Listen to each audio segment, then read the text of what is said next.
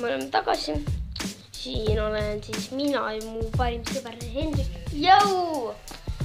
Täna me siis näitame, kuidas Baybase'i kasutada. Alustame siis videoga. Näita, kuidas tiirama panna. See on tume tuum siis. Ja te saate seda ka skännida. Ja näiteerida, kui teil on vaja. Kui teil on see mäng olemas, skännimisasi, skännige lihtsalt seda. Lihtsalt skännige, see on tume tuum siis. T2. Ja see on hästi võimas. Meil on see purunematu, on. Ja neil on ka 2 osa, et see kokku panna alus, mida peale ta tiirleb. Ja siin saab skännida, näita seda pealmist ka.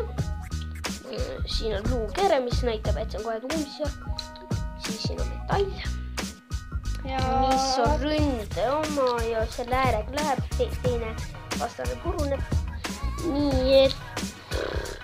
No nüüd hakkame seda kokku panema. Näitame, kuidas see kokku paneb.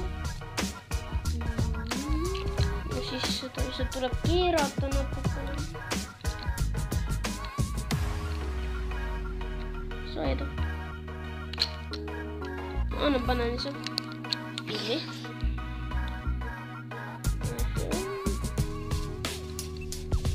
Siis nii.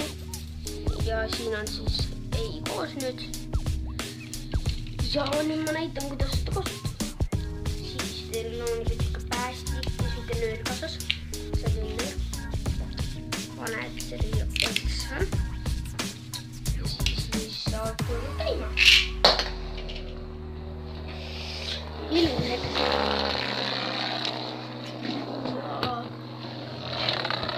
Nüüd ta peatub vaikselt, kuna peaks tegi vastumurret. Nii et see, ja kui tahate ka nüüd osta, minge Juskisse või Rimisse ja Maximas müüakse ka. On kohta, kus müüdakse need. Need on 22 €. Igatahes need on head peid, purunematud, on ja. Ja need on minu poolest. Te võite ka neid osta. Igatahes see on siis meie Baybase'id. Ja järgmises videos näeme. Tšauki! Kuidas need peid siis teevad. Tšau!